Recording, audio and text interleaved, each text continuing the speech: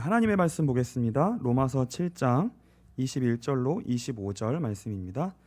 로마서 7장 21절로 25절 말씀입니다. 우리 한 절씩 교독하도록 하겠습니다.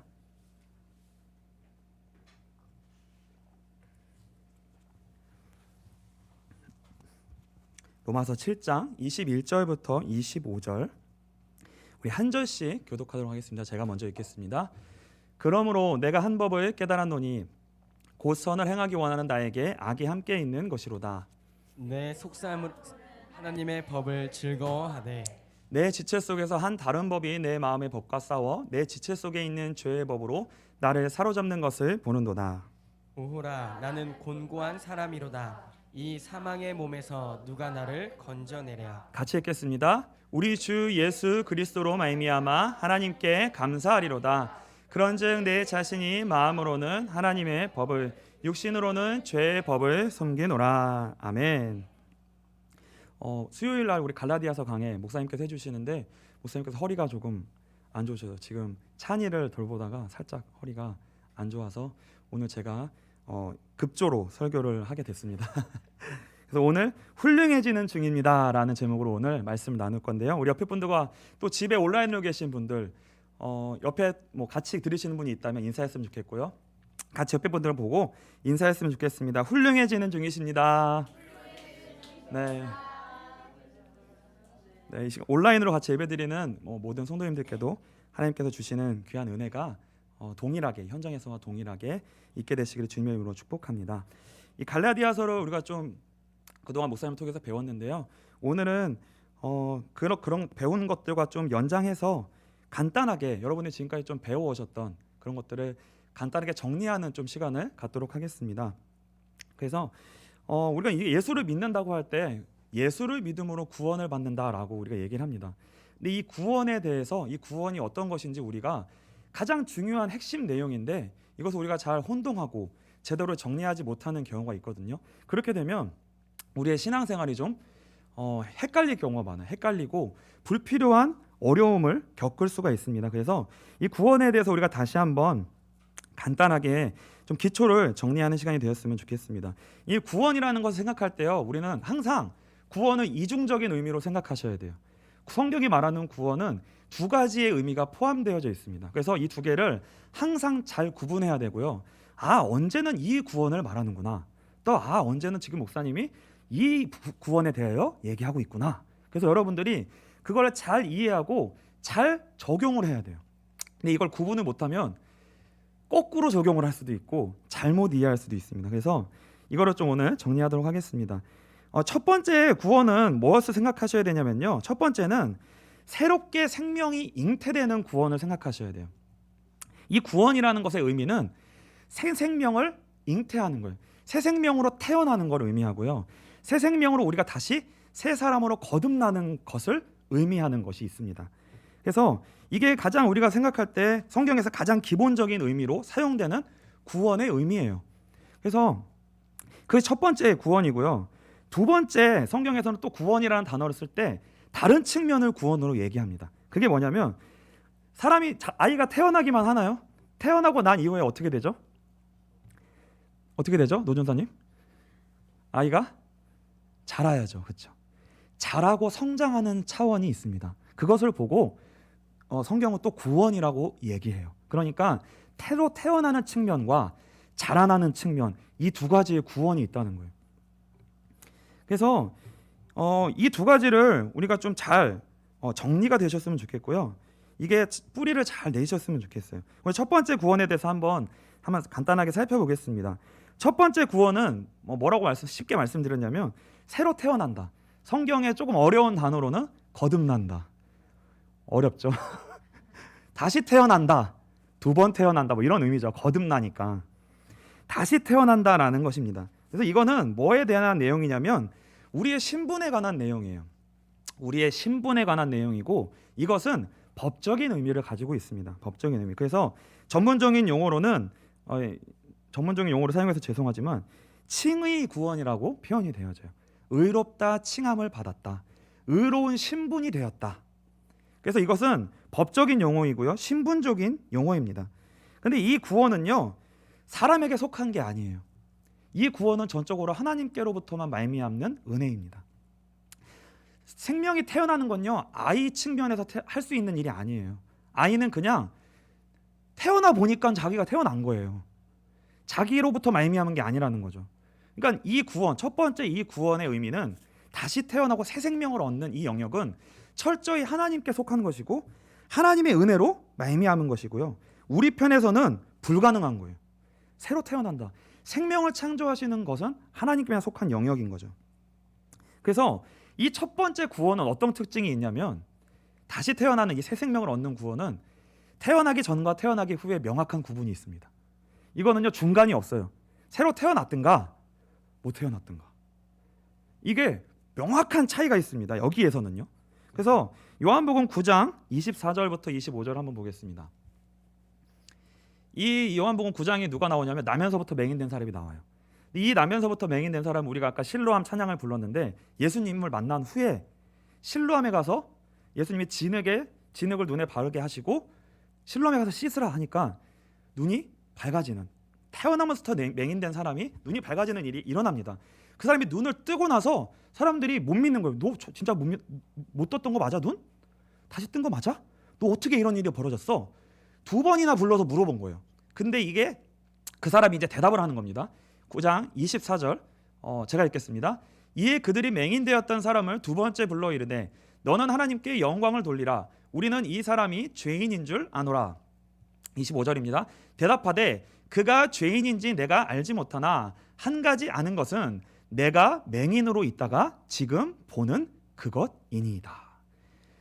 이 일이 어떻게 일어났는지 모르겠어요. 나를 눈뜨게 하신 분이 누군지도 사실은 잘 모르겠습니다. 근데 명확하게 달라진 거 하나는 있어요. 그게 뭐예요? 전에는 못 봤는데 지금은 보여요. 이거는 내가 부인을 못하겠습니다. 분명히 이거는 나이가 달라졌어요. 이 구분점이 생기는 거예요. 그러니까 여러분들이 하나님의 은혜로 말미암아 이 첫 번째 구원에 다시 태어나는 새 생명으로 말미암은 이 은혜가 여러분에게 임했다면, 작든 크든 이전과는 다른 변화가 분명히 있다는 거예요. 작든 크든요. 그래서 어떤 분들은 막 은혜를 받았을 때 막 눈물이 터지기도 하고 회개가 터지기도 하고, 막 그 새롭게 하셔서 간증해 보면은 눈물이 나가지고 막 울기 시작했는데 하루가 다 지났다, 막 이런 간증이 있고.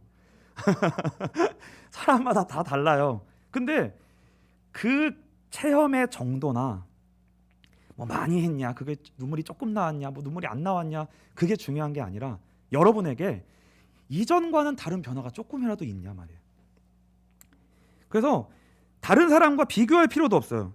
무엇을 핵심적인 거는 뭐냐면, 내가 옛날에 하나님에 대해서 생각해 본 적이 한 번도 없었는데 내가 하나님에 대해서 생각하기 시작했다.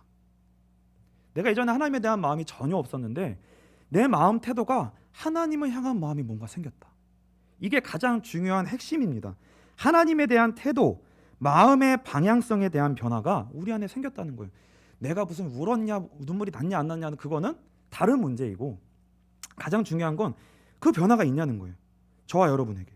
그렇다면 그 새 생명의 은혜, 하나님의 역사와 그 새 생명의 은혜가 우리에게 시작됐다라는 증거로 우리가 확인할 수 있는 것이 된다는 거예요. 그래서 이 칭의 구원, 그 신분과 법적인 이것에 관한 가장 핵심적인 내용은 무엇이냐면 우리 존재에 관한 거예요. 우리 존재. 그러니까 여러분들 구분하셔야 될 게 뭐냐면, 내가 뭘 잘했냐 못했냐는 나중 얘기고요.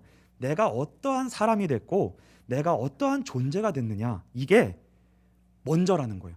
태어나는 게 먼저라는 거예요. 그렇죠? 태어나는 게 먼저예요. 그래서 하나님을 아는 한 존재가 새롭게 창조되고 새롭게 태어나게 된 거예요. 그 은혜가 저와 여러분에게 그동안에 있었는가? 이 변화가 나에게 있었는가? 이 은혜가 나에게 있었는가? 이것을 확인하는 것이 아주 중요한 내용입니다. 그래서 보통 아이가 태어나면 이제 바로 출생 신고를 하고 법적으로 이제 그 부모님의 그 밑에 딱 들어가잖아요. 그렇죠? 신분이 딱 부모님의 아들로 입적이 된다고요. 그것처럼 하나님의 자녀가 됐다는 것은 그 하나님의 자녀로 신분이 바뀌어진 거예요. 바뀌어진 것. 요한복음 1장 12절입니다. 같이 읽겠습니다. 영접하는 자 곧 그 이름을 믿는 자들에게는 하나님의 자녀가 되는 권세를 주셨으니. 아까 그 처음부터 나면서 시각장애, 시각에 문제가 있었던 그 사람은 예수님이 누군지도 몰랐어요. 근데 예수님을 만나게 됐어요. 근데 눈을 뜨고 나서도 그분이 예수님이신지 잘 몰랐어요. 그럼에도 불구하고 예수님으로 말미암아 새로운 눈이 뜨여지고 하나님을 알게 되는 그 생명의 시작이, 새로운 지식이 시작됐단 말이죠. 이게 아주 중요한 내용입니다. 그래서 이 칭의 구원은요, 단회적인 거예요. 단번에 일어나는 일이고요. 단 한 번만 일어나는 일이야. 처음에 딱 그 믿음의 시작, 그 은혜의 시작은 단 한 번만 시작돼요. 여러 번 태어나는 거 아니잖아요. 한 번 딱 태어나는 거잖아요. 그렇죠? 한 번 태어난 이후로 그 다음부터 자라나는 거죠. 이거는 한 번 단회적으로 일어나는 일이고 영원한 일이고, 그 한 번 자녀된 것은 영원한 것이라는 거죠. 이렇게 중요한 이런 측면으로서의 단번에 일어난, 영원에 일어난, 절대로 바뀌지 아니하는 하나님이 주신 믿음의 시작, 그 은혜의 시작, 그 영역을 말하는 구원이 있다는 거예요. 이게 바로 기독교가 말하는 가장 중요한, 가장 기본적인 구원의 내용입니다. 그래서 이 첫 번째가 이 태어나는 것, 생명을 얻는 것, 신분과 법적인 측면에 관한 것이라면, 당연히 두 번째 구원의 영역은 무엇이냐면 신학적인 용어로는 성화 구원이라고 얘기하고요. 성화 구원이라는 거 아까 제가 말씀드렸듯이 쉽게 얘기하면 태어난 이후에 뭐예요? 자연스럽게 자라고 성장하게 됩니다. 그 측면을 말하는 거예요. 성화 구원은요. 여러분이 생각하시면요, 아이가 태어나면 어떻게, 아이가 막 태어났어요. 그럼 이제 어떻게 해야 되죠? 1살 아직 돌도 안 됐는데 막 조기 교육 시키나요? 요새는 뱃속에서부터 조기 교육 시키더라고요. 그쵸? 막 지금부터 조기 교육을 해야 뇌가 좋아진다, 막 잘나진다 하는데, 태어났을 때 막 이런 거 안 가르치거든요. 난 부모고 넌 자녀야. 자녀는 부모님한테 순종해야 되는 거야. 어른들한테는 이렇게 예의를 지켜야 되는 거야. 밥 먹을 때는 밥만 먹고 TV 보면 안 되는 거야. 제때 좀 자. 제때 좀 먹고 제때 좀 자. 좀 알아서 좀 이렇게 해봐. 이렇게 절대 안 한단 말이에요. 그렇죠? 어떤 요구가 먼저 주어지지 않아요. 그것이 주어지는 것이 아니라, 새롭게 태어난 생명은요, 뭐만 잘하면 되냐면 3가지만 잘하면 돼요. 먹고, 싸고, 자고. 그 3가지만 하면 어떻게 돼요? 자라요. 자랍니다. 그 이전 그 어떤 요구도 필요치 않아요. 그 3가지를 먼저, 그 일만 잘하면 되는데요. 그 일도 자녀에게 속한 일이 아니에요. 그 일도 다 누가 해줘요? 부모님이 다 해주시는 거예요. 지금 노 전사님이 아주 그 일을 감당하시느라 지금 아주 피골이 상접하셨거든요. 부모가 다 해준다니까요. 글쎄, 태어났는데 그건 자기가 해야지 왜 부모가 다 해줘요?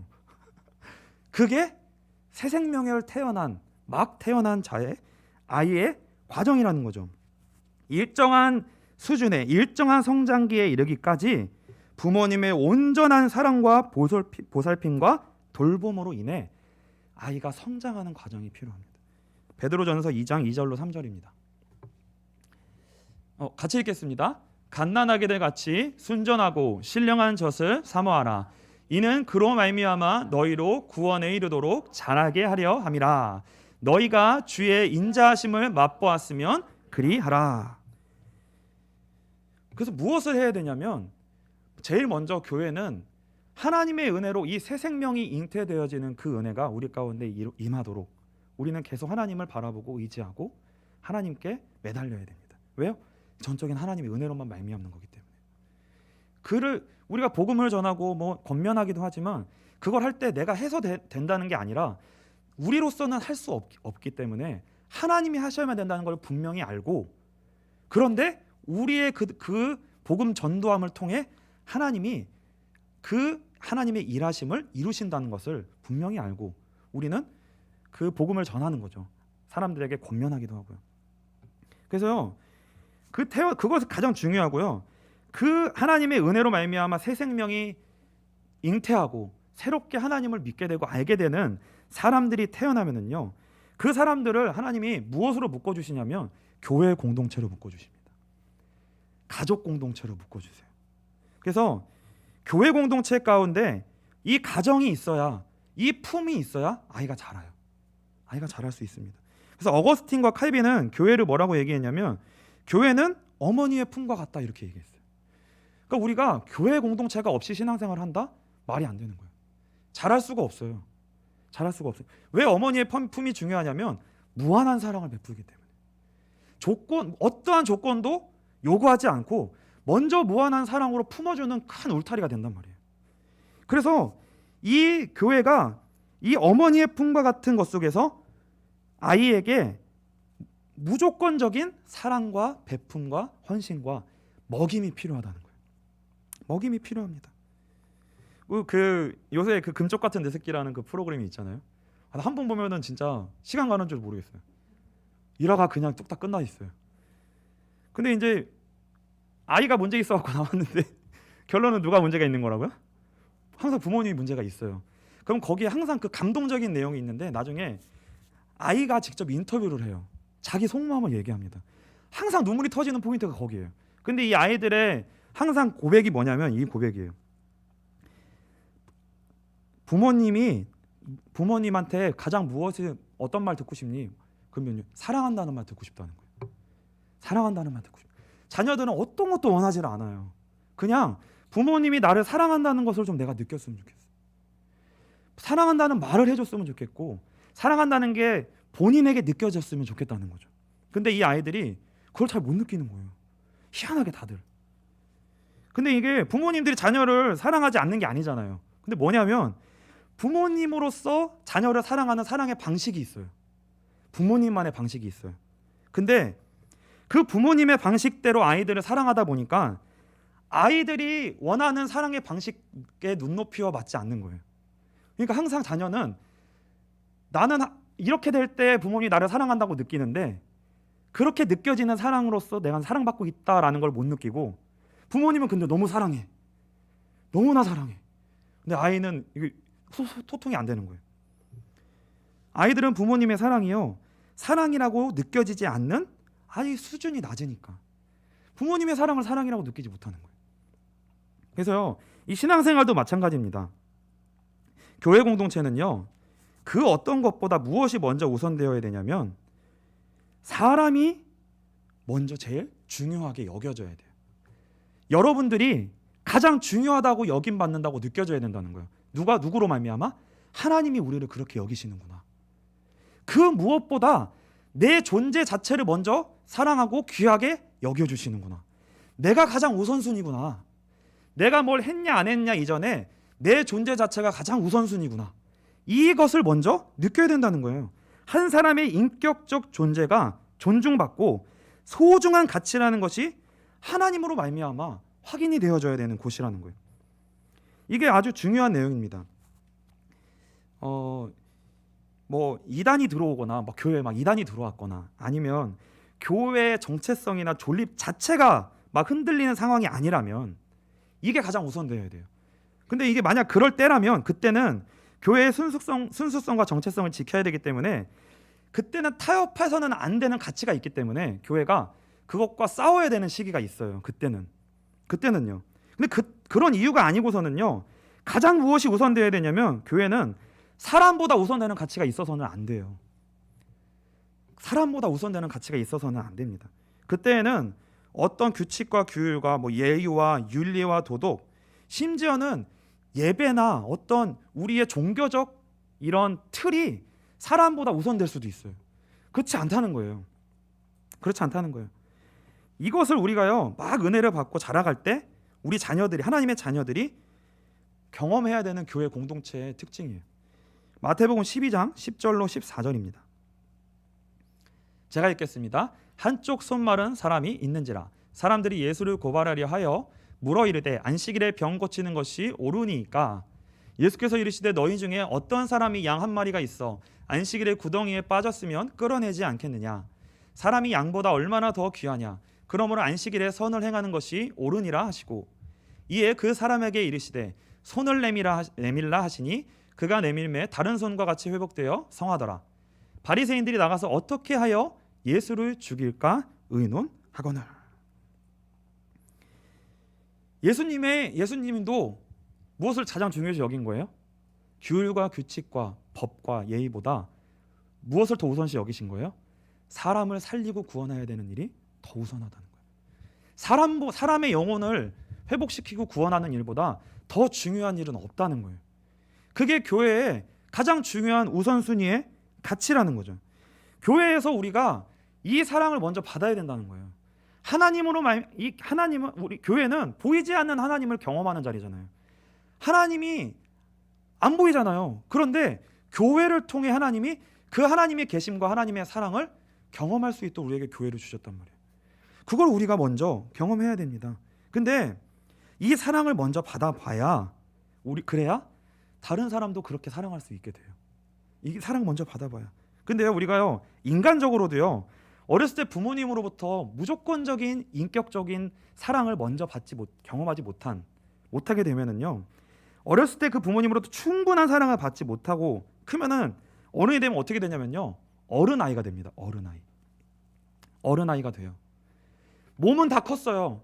신체적 나이와 신체적으로는 어른입니다. 근데 속에는 뭐가 자리하고 있는 거예요? 아이가 있는 거예요. 어렸을 때 채워져야 될 부분이 아직 결핍되어져 있다는 거죠. 어른아이가 되는 거예요. 어른아이가. 지금 교회에도요, 시간이 지나면 오래 시간이 지났는데, 신앙생활을 한 것이 오래 지났는데 이 하나님의 사랑을 온전히 충분하게 받지 못하고 교회로부터 이런 온전한 사랑을 받으면서 우리가 그 자라야 되는 유아기의 시기를 우리가 잘 지나지 못하면요, 지금 교회에도요 이 어른 아이들이요 많이 있습니다. 어른 아이들이 너무나 많아요. 태어나면서부터 자라면서부터 성경에 입각한 올바른 복음의 말씀을 이유식 먹듯이 잘 먹여주고, 건강한 말씀을 먹여주고, 기초부터 잘 복음에 입각한 건강한 말씀을 듣지 못하고 배우지 못했을 수도 있고요. 그리고 성경이 하나님이 주신 최고의 선물인 참된 교회, 그 참된 교회를 경험하지 못했을 경우에 우리는요, 이 은혜를 받았음에도 불구하고, 그리고 신체적으로 나이도 많이 자랐음에도 받고 직분을 받았음에도 불구하고 우리는 어른아이와 같은 속사람을 가질 수 있다는 거예요. 그래서 저도 그런 생각을 좀 많이 하게 돼요. 어쩌면 우리가 너무 빨리 어른이 된 건 아닐까? 어쩌면 우리가 너무 빨리 어른이 되기를 강요받고 있지는 않을까? 이게요, 이 성장이라는 게 여러분도 아시겠지만 벼이삭은 시간을 두고 자라야 되잖아요. 근데 이거를요 빨리 자라게 하려고 막 미리 뽑거나 물을 많이 주거나 막 이래버리면요, 썩거나 뿌리 아니면 빨리 뽑아봐가지고 막 키를 키우려고 하면 뿌리가 뽑혀가지고요 자라지를 못하고 다 죽어요. 이게 자라지를 못해요. 우리는 혹시 이 신앙생활 가운데 이 칭의의 구원이라는 이 측면이 얼마나 은혜로운지를 잘 알지 못하고 그 하나님의 사랑을 온전히 받지 못한 채 성화 구원이라고 하는 너무나도 빠른 책임과 의무의 자리로 내몰렸을지도 모르겠어요. 그래서요, 그러한 여정을 혹시 겪으신 분이 있다면요, 어떠한 증상이 생기냐면 우리는요 그 오랜 과정 후에 어떠한 상태가 되냐면 우리가요 너무 굳어져 있게 돼요. 그리고요 우리의 신앙생활이요 경직되어져 있습니다. 경직되어져 있어요. 그리고요 우리 마음에 뭐만 있냐면 책임감과 의무감으로 가득 차 있어요. 내가 이렇게 해야 되는데, 내가 이렇게 해야 되는데, 맨날 그 책임감과 의무감으로 인해 후회함과 낙심과 좌절이 우리의 신앙생활의 주된 내용이 되면 안 되거든요. 이게요. 그래가지고요, 어떤 교회는요, 진짜 서슬퍼런 날이 서 있는 것 같은 전쟁터와 방불한 긴장을 하면서 다녀야 되는 교회도 있어요. 긴장을 하면서 다녀야 되는 교회도 있어요. 이게요. 마치 일제 강점기에 독립투사들이 일본 순사를 피해 다녀야 되잖아요. 만날까봐 두려워. 서로 만나면 어떻게 돼요? 생사결투를 해야 되니까 만나면 이게 우리가요 교회 안에서 어떻게 보면 서로 경직돼 있어가지고 만나면 생사를 나누는 어떻게 될지 모르고 이게 마치 정글처럼 서로의 생명을 위협받는 상황에서 만나면요 이게 일촉즉발의 긴장과 두려움이 있잖아요. 긴장과 두려움이 있어도 이거 내가 이렇게 말하면 저 사람이 저렇게 할 수도 있고 이거 너무 조심해야 될 게 많고 막 이게요. 혹시 여러분들의 신앙의 여정 가운데 은혜 받은 것이 분명하지만 과정 가운데 내가 이런 시기를 지나온 것이 아닌가라고 느껴지시는 분들이 계시다면 무엇을 해야 되기 이전에 이 은혜를 좀 회복하는 하나님의 은혜가 충분한 그 은혜가 여러분들에게 있게 되셨으면 좋겠습니다. 그래서요, 무엇을 하기 이전에 여러분이 얼어있고 경직됐던 그 마음이요 따뜻해지고 그것이 좀 힘이 빠지고 우리 마음이 좀 녹아지고 이러한 과정들이 좀 필요해요. 근데 이거는요 시간이 좀 필요합니다. 그러니까 계속 그 따뜻한 그 아주 뜨겁지도 않고 차지도 않은 그 아주 따뜻한 그 태양이 그 우리 옷을 벗긴다고 하잖아요. 하나하나씩. 그러한 따뜻함이 좀 우리 교회 가운데도 우리 공동체 가운데도 그런 은혜를 좀 우리가 서로 나눌 수 있는 그런 시간들이 우리 교회 가운데도 좀 우리의 모든 성도님들 가운데 인생 속에 그 은혜가 있게 되시기를 주님의 이름으로 축복합니다. 이런 과정들을 충분히 겪고 난 후에 그래야 어느 자리로 나가냐면 정상적으로 자라나는 성장의 과정이 있었다면 그 이후에 하나님이 그의 신자된 그의 자녀된 자에게 요구하시는 신자다움, 자녀다움의 수준을 요구하시는 때가 찾아와요. 그 이후에 찾아옵니다. 하나님을 이렇게 우리는요 사랑으로 말미암아 인격적으로 하나님을 그렇게 알아가야 되고요. 그 하나님을 알아가게 되는 만큼 우리의 몸만 자라는 게 아니라요 우리 생각, 마음, 지정, 의가 하나님을 그렇게 알아가면서 성장하는 시기를 갖게 돼요. 그래서 이 기독교 신앙의 가장 중요한 열매는 뭐냐면요 이겁니다. 전인격적인 성품의 성장이에요. 전인격적인 성품의 성장이 일어나요. 이게 기독교 신앙의 성화의 가장 중요한 핵심입니다. 가장 중요한 핵심이에요. 무엇을 내가 잘하고 성취하고 잘되고의 영역은 나중의 일이고요. 가장 중요한 핵심은 우리의 전인격이 성장하는 거예요. 자라는 거예요. 그래서 하나님이 여러분에게요 그때와 시기에 가장 알맞은 가장 정확한 시기에 여러분들에 맞춰서 그 성장의 시기를 허락하십니다. 야 이제 유치원 가야 될 때야. 이제 어린이집 졸업하고 유치원 가야 돼. 찬수가 이제 요새 막 어린이집 안 가려고 막 안 가는 거 좋아하잖아요. 어린이집 가면 왜 싫어할까요? 어린이집 가는 걸 아이도 가면 고달프니까 아이처럼 살고 싶으니까. 근데요 유치원 어린이집 시기를 지나면 어디 가야 되죠? 그 다음에 학교로 들어가야 됩니다. 학교로 들어가야 돼요. 근데 이 학교로 들어가는 거는 그때부터 쉽게 말하면 고달파지는 거죠. 고달파지는 거죠. 공부 안 하는 것보다 공부하는 게 힘드니까. 그렇죠. 근데 이 공부는 힘들고 어려운 시기가 아니라 어떤 시기라고요? 성장해야 되는 시기라고요. 언제까지 아이로 있을 수 없잖아요. 하나님이 목적하신 그 사람으로 자라야 되잖아요. 그 역할을 해야 되잖아요. 그래서요 우리를 구원하신 신분, 칭의 구원을 주신 하나님의 자녀로서 태어난 그 구원을 주신 그 신분과 수준과 그 나이에 맞게 자라가야 되는 시기가 반드시 있습니다. 근데 이제 그 과정에 힘든 과정이 생기는 게 뭐냐면 우리는 우리 안에 죄성이 있는 거예요. 이 죄성은 뭐냐면 우리 생긴 대로 살고 싶은 거예요. 하나님이 우리를 원하시고 우리에게 요구하시고 우리를 부르신 그 명예와 그 위치가 있습니다. 영광스러운 위치가 있어요. 그 위치가. 근데 그 훈련과 그 성장을 받기보다는 그냥 뭐로 있고 싶은 거예요? 나 학교 공부하기 싫어. 나 그냥 놀고 싶어. 이게 있는 거예요. 우리 마음에. 그냥 우리의 모양대로 우리의 수준대로 살고 싶은 거예요. 근데 우리는 이미 칭의 구원을 받을 때 하나님이 우리를 어떻게 부르셨냐면 우리를 예수 그리스도와 하나 되게 우리를 부르셨습니다.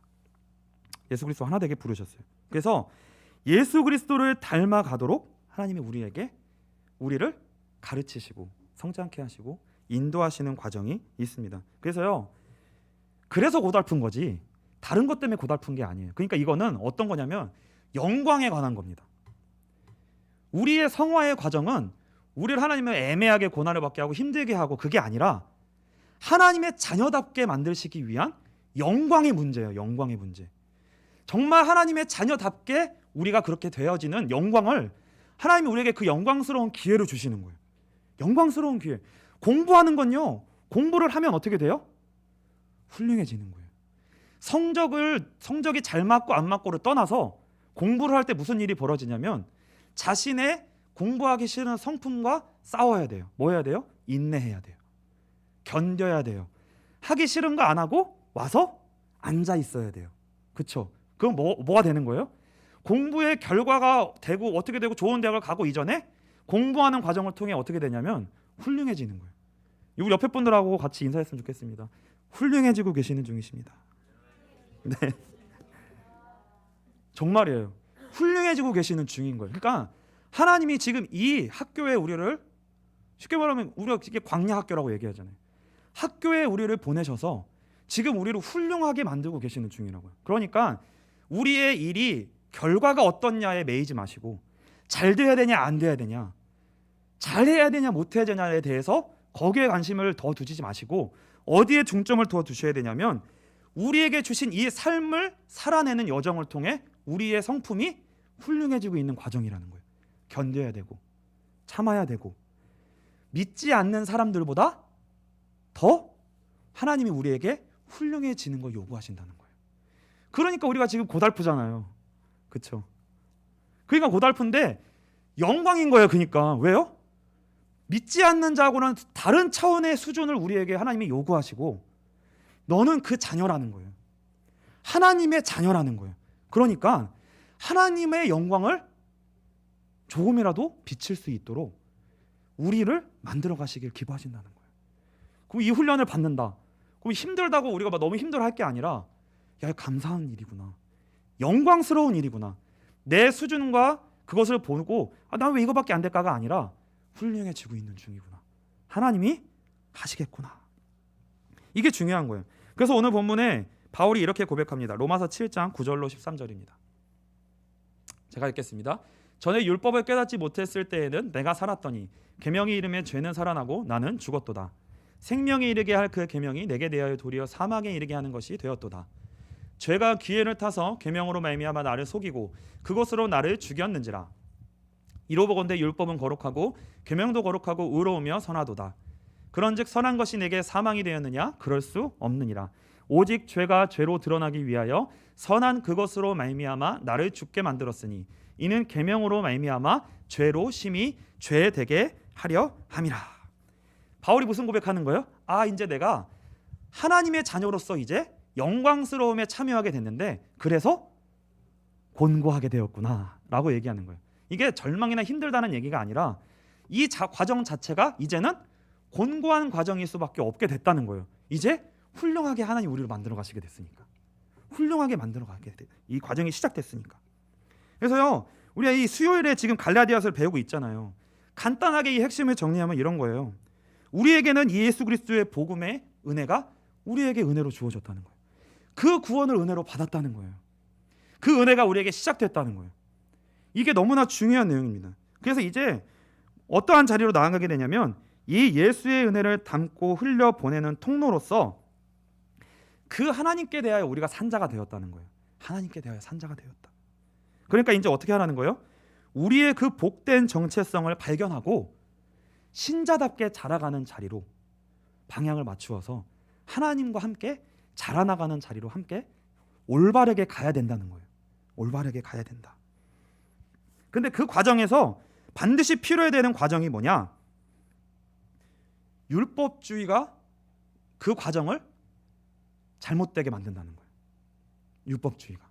그래서 율법주의라는 건 뭐냐면 이 과정에서 반드시 어떠한 과정이 드러나냐면 우리의 의가 우리 안에서 무엇인지가 발견되고 그게 무너지는 여정이 우리의 여정 가운데 나오게 됩니다. 우리의 의가 빠지는 과정이 나와요. 그래서 우리의 의가 빠지고 그 자리에 누가 자리하게 되냐면 하나님의 은혜가 모든 것이구나 라고 하는 고백이 우리의 근본에 깔리게 된다는 거예요. 이게 하나님이 그 은혜를 주신다는 거예요. 이게요. 근데 이 과정이 만만치 않기 때문에 우리가 이제 광야학교라고 부르는 겁니다. 그래서 이 과정을요 잘 지나면 어떠한 고백이 기다리고 있냐면 로마서 8장의 고백이 기다리고 있습니다.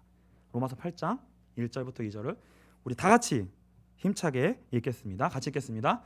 그러므로 이제 그리스도 예수 안에 있는 자에게는 결코 정죄함이 없나니 이는 그리스도 예수 안에 있는 생명의 성령의 법이 죄와 사망의 법에서 너를 해방하였음이라. 아멘. 이 과정이 쉽지 않습니다. 간단치 않습니다. 그러나 명예롭고 영광스러운 과정이에요. 명예롭고 영광스러운 과정이고요. 훌륭해지는 과정입니다. 그래서 하나님을 알아가는 만큼 어떤 과정이 있냐면 율법이 우리에게 선명하게 계시돼요. 이게 하나님의 뜻이구나. 하나님은 우리를 이렇게 훌륭한 자리로 가게 하시려는 것이구나. 근데 그 율법이 선명하게 계시되는 만큼 무엇이 드러나요? 우리의 죄인됨이 드러난다는 거예요. 그 죄인됨이 발견되는 만큼 또 어디로 하나님 우리에게 무엇을 예비하셨다는 거예요? 그것을 능히 감당할 만큼 예수 그리스도의 복음의 은혜의 계시를 풍성하게 알아갈 수 있도록 우리에게 그 은혜를 예비하셨다는 거예요. 예수 그리스도의 십자가의 사랑과 은혜가 더욱 깊어지는 자리로 나아가게 됩니다. 그래서 이제 다음 주에 목사님이 하실 본문이 어디냐면 성령의 열매를 맺는 거예요. 성령의 열매를 맺게 됩니다. 그래서 그 아름다운 성령의 열매를 맺는 자리로 나아갈 때까지 낙심치 마시고 포기하지 마시고 하나님의 은혜를 사모하는 자리로